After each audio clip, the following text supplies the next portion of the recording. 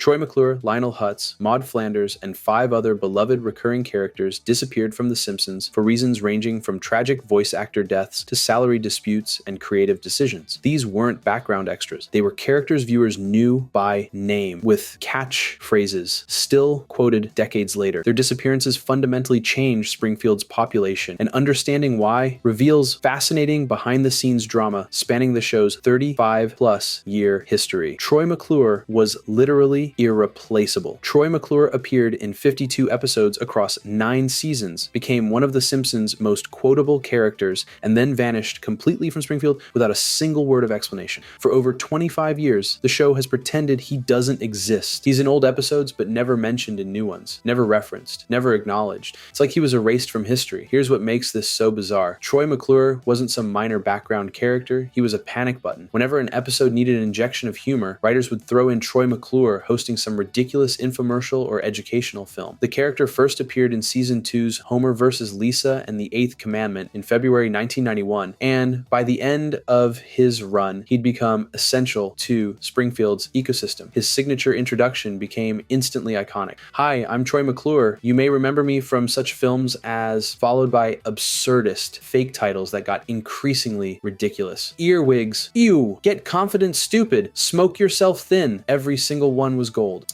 The character was a washed-up B-movie actor from the 1970s who'd fallen so far that he was reduced to hosting cable access shows and tacky TV specials in Springfield. He'd do anything for a buck. In Season 7's A Fish Called Selma, McClure marries Selma Bouvier specifically to revive his career and suppress scandalous rumors about a romantic abnormality involving fish at the Springfield Aquarium. Entertainment Weekly later ranked this episode as the 8th greatest Simpsons episode ever made. The episode features an entire Planet of the Apes musical called "Stop the Planet of the Apes, I Want to Get Off," with the song Dr. Zaius that's still quoted today. It's peak Simpsons absurdity. Phil Hartman voiced Troy McClure and absolutely owned the character. Hartman once said McClure was "the one thing I do in my life that's almost an avocation. Yeah, I do it for the pure love of it." The writers loved using him so much that they were actively discussing a live-action Troy McClure movie before everything fell apart. His last speaking appearance was Season 10's Bart the Mother on September 27, 1998. The episode was dedicated to in loving memory of Phil Hartman because Phil Hartman had been murdered by his wife on May 28, 1998. The Simpsons made a decision that day. They permanently retired Troy McClure rather than recast him. No other voice actor would ever perform the character. And here's where it gets dark. The show didn't write him out, didn't give him a funeral, didn't have anyone mention he'd moved away or died or anything. Troy McClure just stopped existing. He still appears in silent background crowd scenes occasionally, but he never speaks, never gets acknowledged. Springfield collectively developed amnesia about one of its most prominent residents. But if you think losing Troy McClure was painful, wait until you hear about the other character Phil Hartman voiced. The character who was even more incompetent than McClure, but somehow even more beloved. Lionel Hutz was Springfield's worst lawyer and best running gag. Phil Hartman didn't just voice Troy McClure, he also voiced Lionel Hutz, Springfield's only ambulance-chasing attorney, and somehow made him even more memorable than McClure. The same tragedy that erased Troy McClure from existence also claimed Lionel Hutz. But here's what nobody talks about. Hutz appeared in even more episodes than McClure during the Golden Age, and his incompetence was so legendary that the show has never found a replacement for him. Lionel Hutz first appeared in Season 2's Bart Gets Hit by a Car in January 1991. He ran a law firm called I Can't Believe It's a Law Firm, located in a shopping mall that also offered expert shoe repair. He was the only legal counsel The Simpsons could afford, which tells you everything about his success rate. The character's defining trait was absolute incompetence paired with infinite confidence. He'd walk into court without pants. He'd call for a bad court thingy when he meant mistrial. He once admitted about Judge Snyder, "He's had it in for me ever since I kinda ran over his dog." His most famous moment came in Season 4's Marge in Chains when he defended Marge on shoplifting charges. During his closing argument, he gestures dramatically and accidentally reveals he's not wearing pants under his jacket. The jury gasps, but Hutz doesn't miss a beat. He just keeps arguing. That's peak Lionel Hutz energy. Never let incompetence slow you down. The visual gags were incredible too. His business card read, "Works on contingency, no money down." The question mark and period placement completely changed the meaning. But Hutz either didn't notice or didn't care. In New Kid on the Block, he represents Homer in a lawsuit against the Frying Dutchman restaurant over their all-you-can-eat policy. Homer actually wins. Then in Season 6's Round Springfield, Bart gets a $100,000 settlement from Krusty. Hutz keeps $99,500 of it. His cut was 99.5%. He was also a recovering alcoholic whose AA sponsor was David Crosby. Anytime alcohol Roswell appeared near him, he'd nervously gulp and start sweating. The show used this for both comedy and surprisingly dark moments where you realize this character was deeply troubled underneath the jokes. Hutz's last speaking appearance was Season 9's Realty Bites in December 1997. He'd transitioned from law to real estate with Red Blazer Realty and the slogan, "You'll go nuts for Lionel's Hutz." 4 months later, Phil Hartman was murdered. The Simpsons retired Lionel Hutz permanently. There were initial discussions about having Harry Shearer recast the role, but they were abandoned. Entertainment Weekly later named Hutz one of their 15 favorite fictional lawyers, but new viewers watching modern Simpsons episodes have no idea this character ever existed. Maud Flanders died over $150 in airplane tickets. Maud Flanders was murdered by t-shirt cannons at a NASCAR race because Fox refused to pay for plane tickets. That's the actual story. Not a creative decision, not a voice actor tragedy, a salary dispute over travel reimbursement that got so petty it ended with one of the show's most beloved characters getting knocked off a grandstand to her death in a parking lot. Here's what happened. Maggie Roswell voiced Maud Flanders starting in Season 2's Dead Pudding Society in November 1990. She was Ned's devoted wife, the moral center of the Flanders family, a recurring presence across 11 seasons. But in 1994, Roswell moved from Los Angeles to Denver. She kept her job on The Simpsons by flying to LA twice a week to record. Fox paid her between $1,500 and $2,000 per episode. Plane tickets kept getting more expensive. In spring 1999, Roswell asked Fox for a raise to $6,000 per episode to cover her travel costs. Fox offered her $150 more per episode. $150. Roswell called this lint in Fox's pocket and quit. The producers had a choice. Recast Maud Flanders with a new voice actor or kill her off. They chose murder. Season 11's Alone Again, Natra Diddley aired February 13th, 2000 during February sweeps. The death scene is darkly comedic. The Simpsons attend Springfield Speedway for a NASCAR race. Cheerleaders fire promotional t-shirts from air cannons into the crowd. A shirtless Homer stands up and yells for them to shoot at him. The cheerleaders fire a barrage directly at Homer. Then Homer bends down to pick up a bobby pin. Every single t-shirt misses Homer and hits Maud Flanders directly in the chest, knocking her backward over the bleacher railing. She falls into the parking lot and dies instantly. Later, Homer admits he parked in the ambulance zone, which prevented any ambulance from reaching her for resuscitation. Homer's parking violation made Maud's death permanent. Executive producer Mike Scully admitted the death was partly to boost February sweeps ratings. He tried to spin it positively, claiming it gave Ned Flanders a chance to face a challenge and grow in a new direction. Fans hated it. Alone Again, Natra Diddley regularly appears on the worst Simpsons episodes lists. Reverend Lovejoy's eulogy at her funeral characterizes Maud as an unremarkable supporting player, which felt like the show, downplaying her importance out of bitterness about the salary dispute. The ending to this story is almost funny.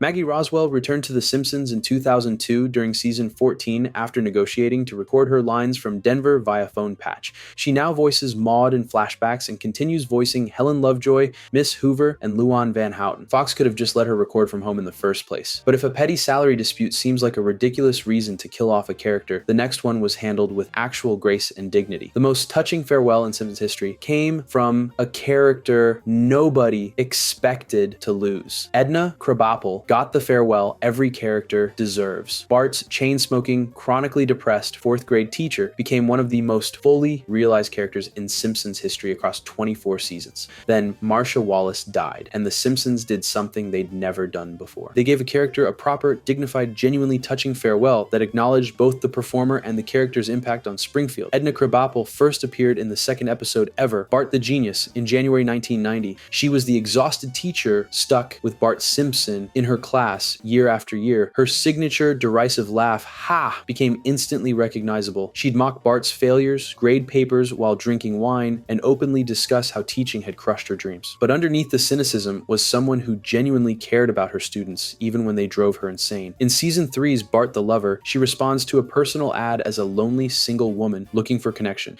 The episode is heartbreaking and funny simultaneously. Marcia Wallace won the 1992 Primetime Emmy for Outstanding Voiceover Performance for this episode. She was the first guest star to ever win an Emmy for The Simpsons. The character evolved dramatically over 2 decades. She dated Principal Skinner in one of the show's longest-running relationships. That fell apart. Then, in season 23, something unexpected happened. She married Ned Flanders. Ned and Edna's blend gave her renewed prominence as a stepmother to Rod and Todd, creating compelling storylines about her secular worldview clashing with Ned's extreme Christianity. The writers were finally giving Edna the character development she deserved after being Bart's punching bag for 20 years. Her last original recording was season 25's The Man Who Grew Too Much, which aired March 9th, 2014. Marcia Wallace died October 25th, 2013 at age 70 from pneumonia complications related to breast cancer. Showrunner Al Jean immediately announced Edna would be retired. It wouldn't feel like the same character with a different voice actor. But unlike the silent erasure of Troy McClure and Lionel Hutz, The Simpsons actually honored Edna's departure. 9 days after Wallace's death, 4 regrettings and a funeral aired with Bart writing on the chalkboard, "We'll really miss you, Mrs. K." Bart looked genuinely sad. Ned wore a black armband throughout the episode. Edna's portrait appeared next to Maud's in the Flanders house. The show deliberately never specified how Edna died, letting her simply be gone. Then, in 2021, season 32's Diary Queen gave her a final tribute episode using archive recordings of Wallace's voice. Bart discovers Edna's diary and learns she actually believed in him the entire time despite all her sarcasm. It's genuinely emotional. This is how you retire a character, with respect, with acknowledgement, with love for both the performer and the creation. But not every character got a dignified exit. The next one was killed off as a joke because his voice physically hurt the actor's throat. Dr. Marvin Monroe was killed off because he was annoying. Dr. Marvin Monroe is the only character on this list who was retired because everyone involved with the show actively disliked him, not the voice actor, the actual character. Harry Shearer's throat hurt every time he performed the voice. Matt Groening found Monroe's gravelly tone annoying, so they quietly phased him out, then joked he was dead, then brought him back years later with the most half-hearted explanation in television history. Monroe first appeared in season 1's There's No Disgrace Like Home in January 1990, making him one of the show's earliest recurring characters. He ran Dr. Monroe's Family Therapy Center and promised family bliss or double your money back. That guarantee came back to haunt him immediately.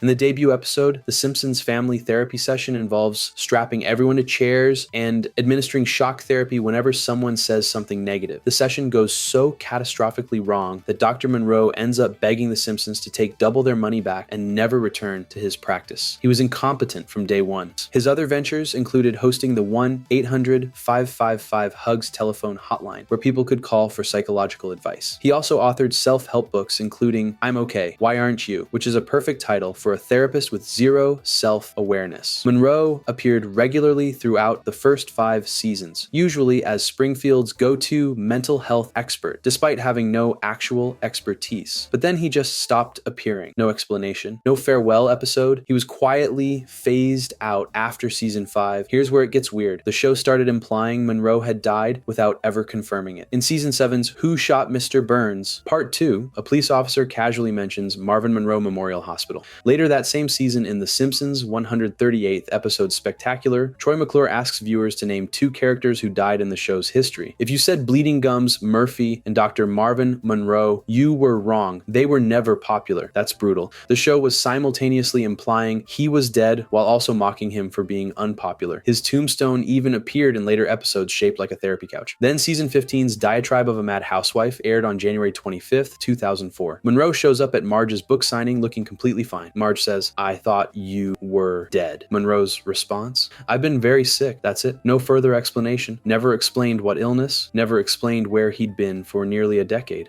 Never acknowledged the memorial hospital named after him. The show just shrugged and moved on." Monroe has made occasional appearances since 2004, but he's never regained any prominence. He exists in Springfield's background as a character the writers clearly have no interest in developing. Harry Shearer still voices him occasionally, presumably having figured out how to do the voice without destroying his throat. But at least Dr. Monroe came back eventually. The next character disappeared for an entire decade and returned with a completely different name because the show couldn't bear to recast the original voice actress. Lunch Lady Doris died and came back as her own sister. Springfield Elementary's cafeteria worker disappeared for an entire decade after her voice actress died, then returned with a new voice and a new name. The show renamed her Lunch Lady Dora instead of Lunch Lady Doris as a tribute. When asked if Dora and Doris are the same person, showrunner Al Jean jokingly claimed they're sisters. This is one of the strangest and most respectful character retirements in Simpsons history. Lunch Lady Doris first appeared in season 3's Lisa's Pony in November 1991. She was voiced by Doris Grau, who also worked as the show's script supervisor. The character was literally named after the actress. Doris served terrible food to Springfield Elementary students and didn't pretend otherwise. She'd tell kids the cafeteria was serving horse testicles. She'd admit the meat was actually gym mats. Her defining character trait was brutal honesty about how disgusting school lunch really was. Her most iconic moment came in season Season 5's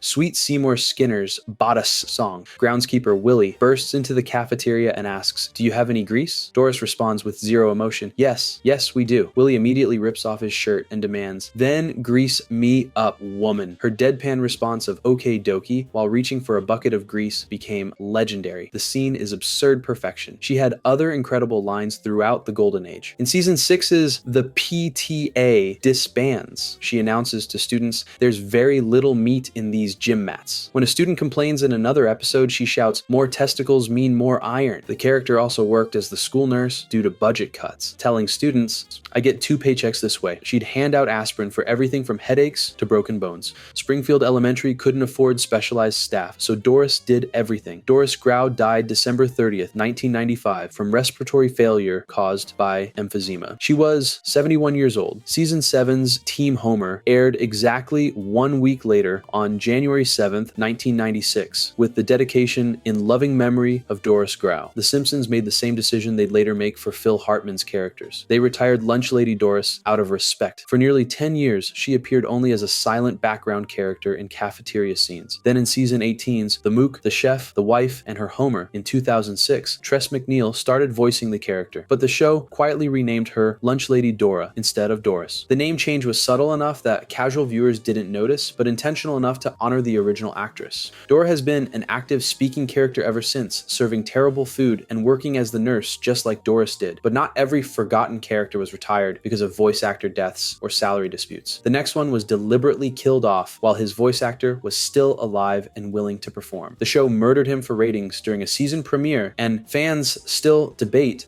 whether it was worth it. Rabbi Krustovsky was killed for ratings while his voice actor was still alive. Every other character on this list disappeared because their voice actor died or quit or couldn't physically perform anymore. Rabbi Hyman Krustovsky is different. Jackie Mason was alive. He was willing to keep voicing the character. The Simpsons killed off Krusty's father anyway because they wanted drama for a season premiere and needed the ratings boost. Rabbi Krustovsky first appeared in Season 3's Like Father, Like Clown on October 24th, 1991. The episode is a direct parody of The Jazz Singer, about a son disappointing his traditional father by pursuing entertainment instead of following in the family business. Krustovsky had disowned Krusty for becoming a clown instead of a rabbi, declaring, "I have no son." Bart and Lisa spend the entire episode trying to reunite them, finally succeeding by quoting Sammy Davis Jr. to convince the rabbi that performing can bring joy to people's lives. It's genuinely touching. Jackie Mason won the 1992 Emmy for Outstanding Voiceover Performance for this role. Funny enough, both Emmys given to Simpsons voice actors that year went to characters on this forgotten list. Mason won for Rabbi Krustovsky. Marcia Wallace won for Edna Krabappel. The character appeared sporadically over the next 23 years in episodes exploring Krusty's Jewish identity and complicated relationship with his father. They'd reconciled, but the tension never fully disappeared. Then Al Jean announced a major character would die in the Season 26 premiere. Fans started speculating which beloved Springfield resident would bite it. Season 26's Clown in the Dumps aired September 28, 2014. Rabbi Krustovsky dies of a heart attack immediately after Krusty asks if his father thinks he's funny. The rabbi's last words are deliberately ambiguous. "As for you, son, if you want to know my honest opinion of you, you've always been..." He dies before finishing the sentence. Krusty never learns if his father was proud of him. It's devastating and perfectly written, but fans were furious because it felt cheap. The show hyped up this death for ratings, then picked a guest star character who barely appeared instead of anyone significant. Here's the kicker. Jackie Mason kept voicing Rabbi Krustovsky after his death. The character appears in flashbacks and ghost scenes through 2019's Woohoo Done It. Mason himself didn't die until July 24th, 2021 at age 93. The Simpsons could have kept using him for years, but they chose to kill him off for a season premiere stunt. But at least Rabbi Krustovsky died in modern Simpsons when character deaths had become somewhat normal. The final character on this list was the first recurring Simpsons character to ever die, and his death in 1995 established that nobody in Springfield was truly safe. Bleeding Gums Murphy was the first recurring character to die, and it changed everything. Before the Simpsons killed off Maude Flanders or Edna Krabappel or Rabbi Krustovsky, they killed Bleeding Gums Murphy. He was the first recurring character to actually die on the show, and his death in 1995 established that beloved Springfield residents weren't safe. This wasn't a voice actor tragedy. This wasn't a salary dispute. The writers deliberately chose to kill him off to tell an emotional story about grief through Lisa Simpson, and it worked perfectly. Oscar Bleeding Gums Murphy first appeared in Season 1's Moaning Lisa on on February 11th, 1990, making him one of the show's earliest recurring characters. He was a once successful jazz saxophonist who'd fallen on hard times playing on street corners for spare change. His nickname came from never visiting the dentist. "I got enough pain in my life as it is," he tells Lisa when she asks about it. He mentors Lisa through her depression in that first episode, teaching her that music can express emotions words can't. Their relationship becomes one of the show's most genuine connections across the first 6 seasons. Murphy appeared in the show's opening sequence from season 2 until the HD update in season 20, cementing his status as a Springfield institution. He was later revealed to be Dr. Hibbert's long-lost brother, adding unexpected depth to his character. Then, season 6's Round Springfield aired on April 30th, 1995, and everything changed. Bart gets hospitalized after eating a Jagged Metal Krusty O prize and nearly dying. While visiting Bart, Lisa discovers Murphy is in the same hospital recovering from an illness. They have one final conversation where Murphy gives Lisa his prized saxophone, telling her to keep playing. He mentions he's going into surgery and expects to be fine. Then he dies suddenly. The show doesn't make a big dramatic moment out of it. The doctor just casually informs Lisa that Murphy passed away during a routine procedure. Very few people attend his funeral. Springfield forgot about Bleeding Gums Murphy years ago. Lisa realizes that Murphy died alone and broke. His jazz legacy completely forgotten. Bart uses his $500 lawsuit settlement from the Krusty O incident to buy every copy of Murphy's album so the local radio station will play it as tribute. Murphy appears in a cloud alongside Mufasa, Darth Vader, and James Earl Jones in a Lion King parody, all voiced by James Earl Jones. It's absurd and touching simultaneously. Showrunner Al Jean later explained they chose Murphy because he was minor enough to lose but significant enough to matter. They wanted an emotional death that would impact Lisa without fundamentally changing the show's status quo. Murphy wasn't a main character, but he meant something to viewers. His death proved The Simpsons was willing to take risks with permanent consequences. The character stayed dead for 27 years. Then season 33's The Sound of Bleeding Gums aired April 10th, 2022, revealing Murphy had a deaf son named Monk. Lisa fights to get Monk the royalties from his father's music. It's a touching callback that proves even forgotten characters can leave lasting legacies in Springfield. If you enjoyed this video and want to see every Simpsons episode set in the future explained, click the video on screen now.